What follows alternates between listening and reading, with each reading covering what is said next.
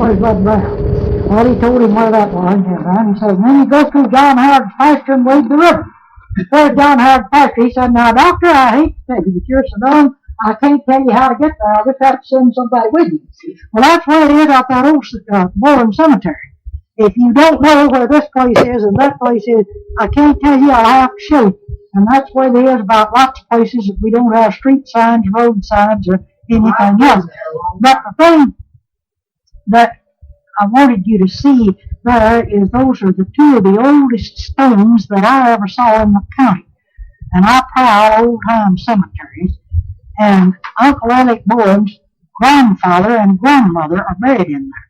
Now, in this story in Paddock's book, it says that old Mr. Bourne died and was buried in Collin County.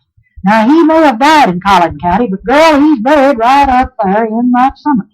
And the stone is still there. Uncle Alec's grandparents, he was born in the 1700s. I'm not sure if it is 1780 or 1790, somewhere right in there, but I will have the dates on the stones, and I have got this stuff. You and I need to go down to my office and look at some things down there, because I've got that, and that was William Bourne? Is that the name you have there? That was it, and the woman's name is Julia. Julia? Uh-huh. I'm pretty sure it is. Let's before you really write that down, why don't we go get those books now? Before you do anything. I think that would be better, because then you will have some dates. And I heard that Grandma Bourne was an abandoned Indian baby that the Wilkinson family picked up.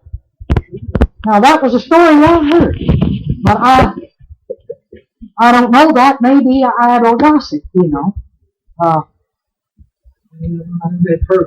Well, there you are. You hear things like that. And I heard from an old cousin up in Oklahoma that the Spears family objected greatly to my grandmother marrying my grandfather because of his Indian blood in Addington. And I haven't been able to find that out. But it's very possible, because my great-grandfather was born in the Cherokee country, Ball Ground, Georgia, where he came from when he came to Texas. And he was born in Carolina on the land that was reclaimed from the Cherokee, and so it's possible, I don't know. When you don't really have a record in hand, and people tell you these things, I never say, well, that isn't true. I say, well, I never heard it before. And it could be possible. You know, when you're checking back and you don't know, it could be possible. It never occurs to you that it isn't. Now there's... Grandma had a brother. It looked like they had two of them. Well, no, but was he an own brother? Yeah. Well, Are you sure he was just a half, or maybe just an adopted brother? Well, I was telling her that she was eligible for land that she didn't take. That's what y'all have always said. Indian land. That was given to 5 civilized tribes. That land. It was some of that. I know so that. it has to be one of those 5 tribes. Yeah. Well, then that story about her being abandoned would be impossible, because the civilized tribes were not on warfare, and they didn't abandon the child. Well, that does seem unlikely, because that story would have surely been repeated down through the family. Yeah, that seems unlikely. It doesn't seem likely to me. And you're the first persons that I've ever mentioned that to, because you were digging into that, you know. And so, but it was what that I heard. Because if that had been true, it wouldn't have been, you might have wanted to keep it quiet, but you wouldn't have, it wouldn't have been kept quiet. Not that quiet. Not that quiet. Without some Mike got his land in Oklahoma. Indian land. But Grandpa wouldn't let Grandma take it. Well, I declare. So they had plenty without it. Let somebody have it that needed worse than they did. Well, they did have quite a lot of land. Well, and we were talking last night, did they have to homestead that or anything when they got it? Or where? The Indian land? I do not know. I do Russ, not he was know. saying, he had all he could take care of down there, and if they had to go up and take care of some more, it would almost been a physical impossibility, I don't know. Now, they leased it. They would lease it to people because that's where many of those old ranchers over in that country got their ranches. They leased it from the Indian agent, all those acres over there now. And I don't know if the Indian had to live close to it, on it, or what. He probably leased didn't. it. I don't have any idea. I I don't know about Indian laws over there. See, I was born and raised on this side of the country, and picking cotton right here in this county is all I know about. Well, And of I course, knew we that went you to could school tell up her at about the Belcherville. Fitts family, too. Well, now, when the Fitts family first came to Texas, they lived down close to Red River Station, and at one time, Brother Fitts ran the ferry down there. Now, so many people ran that ferry that I think it was not a full-time job. And Brother Fitts had some land down there, and when I was a small child, of course, he had already moved to Belcherville. But White Fitts was living on that place. We went down there in the spring of 1912 to get a bull hog. We heard he had one, and sure enough, he didn't. We had to get it from Pete Bonds' place, Merlin Bonds, where we got the hog. But I was down there, and I remembered it so carefully because Mrs. White Fitts had tubs of oleander in the front yard. And that little house stood down there forever and a day. I'm not sure whether it's gone now or not, but it was up the road from where the ferry was. And so I remember the white oleanders in the yard. But Mr. and Mrs. Fitts lived in town when I knew them. And of course, my mother boarded with them when she taught school. She boarded there in the spring of 1904 and 5, the school year of 1904 and 5. She and another teacher boarded there. They always kept the teachers. And the drummers stayed there. Now, this picture that I've got, there was 2 more rooms built on the north there, so she would have room to for the traveling salesmen to stay all night. Now, we called traveling salesmen drummers in those days, and the drummers always stayed there. And Ms. Fitts, many people stopped and ate dinner there that didn't spend the night there because she had the table. That was the place you ate, there being no restaurant there. And the most beautiful food in the world, and the prettiest cut glass preserve bowls. Her peach preserves just never did mold.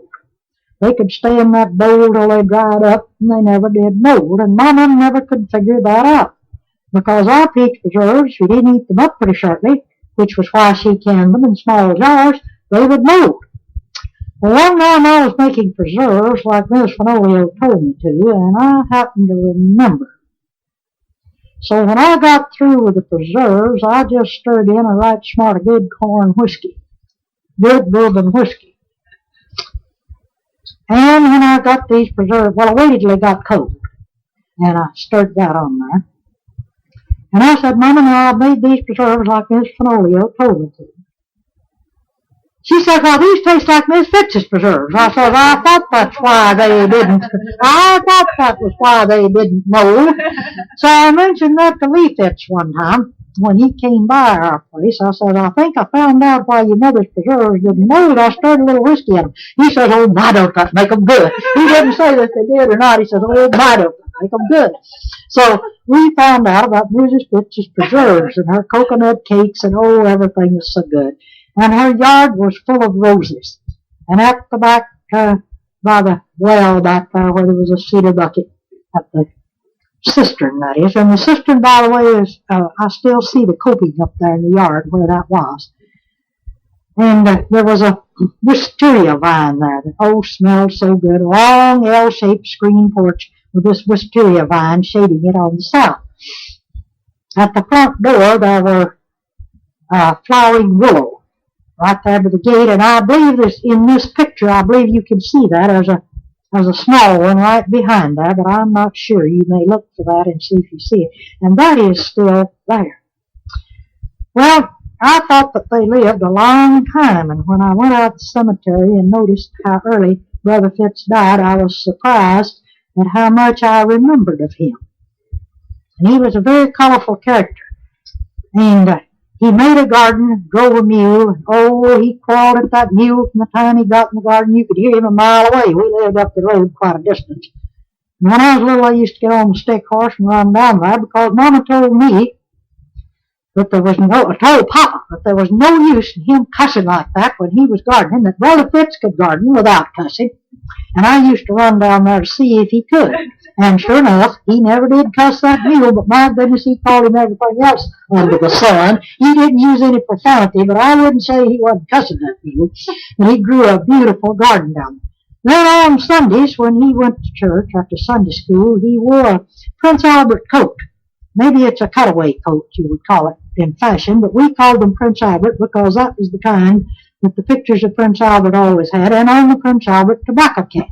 He wore that coat. Well, as I said when I detoured on this subject here, he died earlier than I thought. I was in school, about the second grade, I think, and the school teachers decided that he was a gentleman of sufficient importance that perhaps we ought to dismiss school and everybody go to the funeral.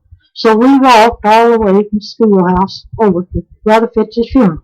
And I think that was a wise decision on their part. I'm real glad that I had the pleasure of going to the funeral of a dear old man like that, because I sure did love. Well, I wasn't old enough quite to love Brother Fitts. I mean, I respected him, but I grew to love Mrs. Fitts because I was out of high school when she went on her way. Well, one of the oddest things that made that funeral stick out in my memory was that always Mrs. Fitts and Mr. Fitts called each other by that name when other people were around.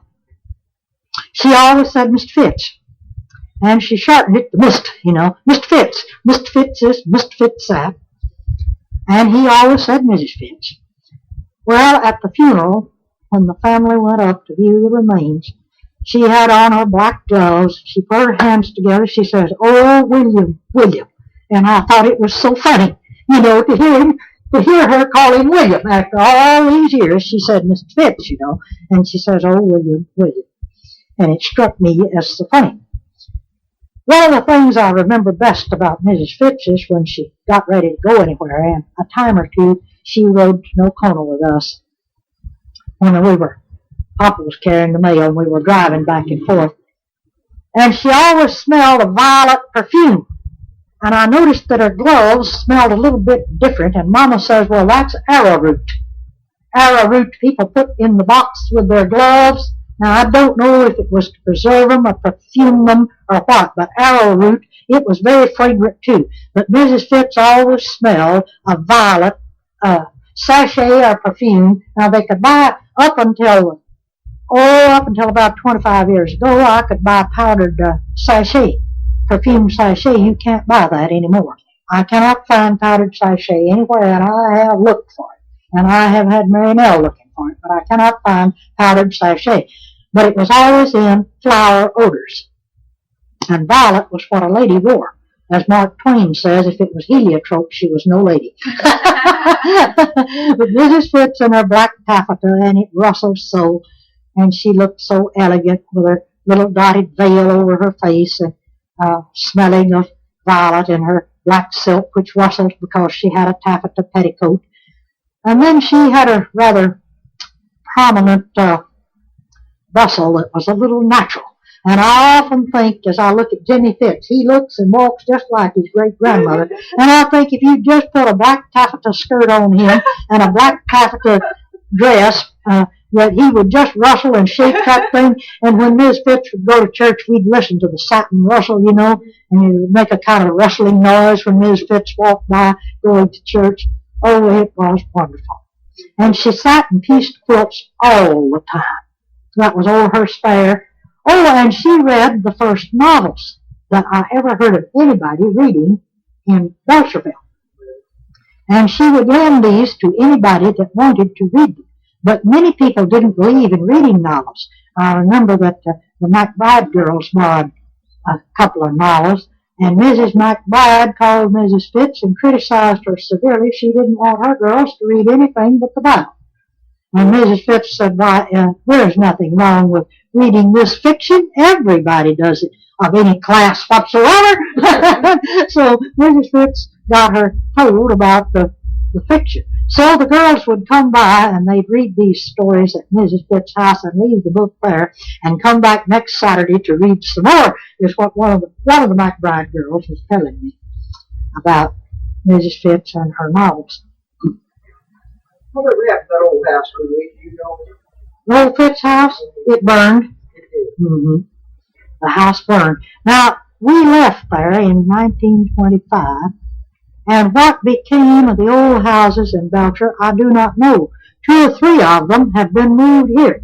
And the house, the second house north of Mrs. Barnes's place, which is where, it was the third house north of the Dunaways. And I can find the well coping out there where the house sat, was always rented, and railroad workers lived there. That house has been moved down here, and without changing it whatsoever, they have painted it and made it look the nicest you ever saw. And it's just back of that old rock garage down there. Now that house and the house that Mrs. Gilly Holcomb lives in were the 2 houses that were north of where Sass Crenshaw lives now. They moved them here. And the house the Staffords lived in is the one Dewey Miller moved down here and worked over. Pug and Cecil Crenshaw's house, T.J. Skinner moved it out there on North Young Street. And it's still out there. Now, what happened to the other houses, I do not know, except the Fitts house burned. They tore the Reeves house down. The Fitts house burned, and Mrs. Miles's house burned. I don't know what happened to Miss Gresham's house. I don't know what happened to Miss Mabel Miles's old drugstore, hotel there. Those disappeared while I was here. I had no car. The roads were bad. We traded and went to the doctor and got our glasses in Wichita Falls. We rode the train. And the train just, with a whistle stopped Belcher, it just whistled and went right on through. So the next thing you know, the house has disappeared. I don't know what happened to it. Now, if you want to know what happened to the town of Belcher, you can ask Nanny Pippin, because Nanny keeps up with everything. And she lived up there, and she knew those people, so she knew when they moved or when they had a fire or what happened to them. But I wasn't there. I was down here working 6 days a week, 10 hours a day, which is the way we worked in the 20s and the 30s, which is when that town disappeared. Then when I got my car in 1950, the town was done gone. Fiddle-dee, I'm a Johnny-come-lately up there now. I don't know. Mrs. Fitts had great talent and great charm. In fact, all the Fittses had great charm. They were politicians. You would elect one of them to be the village doctor without him knowing what a pill looked like, just simply because they were so charming and you liked them and you were for them. Well, nobody could find fault with the Fitts. He might have a few faults, yeah, but you could just overlook them to beat the band because they were charming.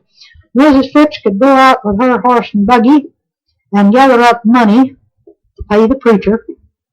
And they didn't have a regular minister there then. They had a Methodist church. But you had to have some money to pay one to come down. And she'd go around to all these farmers and she'd get $1 or 50 cents or $2 for people. She could even collect money from people who did not belong to the Methodist church. From people who were opposed to any other church but their own. But Miss Fitts had such charm that she could gather all that sort of stuff.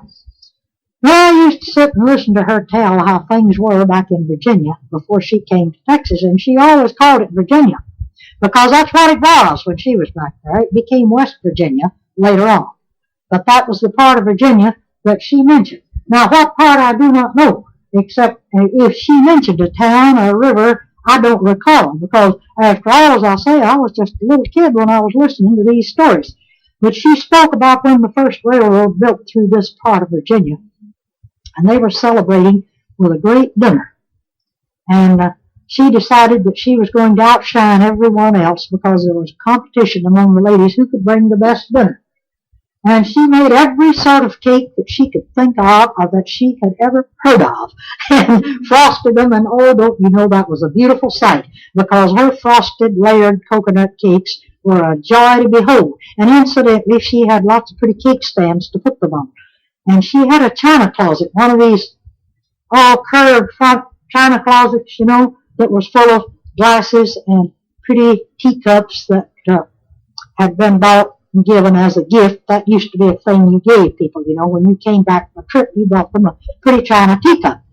And it would always be Oh, real ornate teacup. Not one you'd be wanting to set on the table every morning for breakfast, but it would be real pretty. And she had a buffet full of that sort of thing. She had a buffet somewhat like this one we're looking at, too. But I mean, the china closet was full of that and cut glass vases and berry dishes and cut glass bowls. And on top of there then would be her cake stands. I know she had 2 or 3 because I have seen as many as 2 kinds of cake on her table at once. And a preserve bowl or 2. Now, I don't know if you know what a preserve bowl looked like. It stood up on a stand somewhat like a lamp stand. You know, it didn't sit flat on the table. It was up on a stand and had a lid on it, which would be cut glass with a knob on it. And as the evening sun had come through, it would just sparkle. And in the wintertime, of course, the sun lays on the south, and her long south porch was rather narrow. Actually, what it was for was to keep the rain from falling in on the door, and every room had a door onto this porch. Well, the winter sun would shine through there and shine on her pretty white tablecloth and the cake stand and the preserve bowl, and it would make rainbow.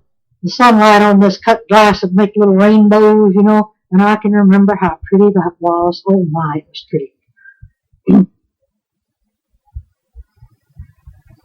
That's really. She had some rooms out in the backyard, too, 2 or 3 rooms out there. And she had a little wooden pavement.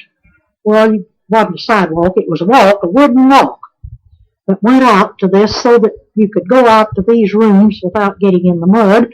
And she had a wooden walk that went out to the outhouse, too, toilet, that opened back out on the backyard, opened out on the alley, and the toilet set back on the alley. We used to walk up that alley going to the stores, and it was always full of Jimson weed. And Jimson weed bloomed so pretty late in the evening with those big white tubes, you know, and there would be moths and hummingbirds working on these. Oh, it was such a pretty place, and her yard was so full of roses, all kinds of roses.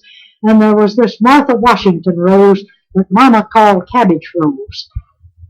And it's off the market now, and I read some years ago that if you could find one, people were paying great prices to have a cutting of this Martha Washington rose. And I found one out in the cemetery out here, and I made a cutting of it, and it grew for me for about a year, and then it died. Down there where I live, things just don't much want to grow. That's the sorriest piece of ground in Nocona. In fact, all of Nocona is not as good ground as to the south or a mile north. This whole hill is hard to grow things on. Now, he found out about that, and Glenn Hooker thought people just didn't try, and people just didn't know how. He was living out here about 10 miles north of town, and he was coming to town and show you how to grow strawberries. Dogged if he didn't. He had the most miserable failure you ever saw, and he tried for about 3 years, and he says, you know, they just won't grow in this country. I said, well, we thought that's what we knew. Excuse me, Aunt Jean, how many we got? Now, go ahead. Well, we need to go to the cemetery, and I can show you quickly where these graves are. And let's go now. I don't feel like doing much more work anyhow. And I've got my cabbage out, and I've got my tomatoes out, so what? I can cut that grass some other time. And I've been wanting to go back to that cemetery, but I don't especially like to go by myself, because if I should fall and drop dead, you wouldn't know which way to look for the body. I was going to take it be in the right place. I was going to take it to all 3 cemeteries right quickly. We could cut through by the Belcherville cemetery and look at the Fitts graves. I'm not sure we will have to walk some distance to get to the Bourne cemetery. It can be seen about a mile from the road. Time was when you could drive in on the easy place until you got to a rough spot. I do not know. The new owners, Johnny has sold that place to a man in Bowie. He may have a locked gate, in which case it's not too far for us to walk. It would be too far for you to walk, by all means. There's no way that I can get you there. Now, somebody with a pickup that's got a ditch jumping attachment could bring me in from Aunt May Campbell's place. There's a way to go in there, but I can't get in there with my car. And Carl Fight took me in there one time with his pickup. And I'll tell you, I thought car light. I thought he wasn't going to make it. And I wouldn't dream of driving a car in there. And that was 4 or 5 years ago, and it's washed and got no better from that way. But from the easily side, and since they thinned the timber out and pushed all the mesquite and prickly pear off the easily place, you can see that Bourne Cemetery up in the corner. Then I think we ought to go through the lingo somewhere. Well, but you think it's the walking distance. I mean, you could, like, you park the car and walk. Yeah, but you're going to give out and you better wear some stockings that you don't want grass to tear up, something like that. You know, I can go just like this. I'm fixed up fine to go. You're fixed up fine to go. You've got shoes. Is that a walking shoe, or is that something you're going to wear to church? No. Maybe you better take a book set while we walk up. Well, let's go now. I need to go in here to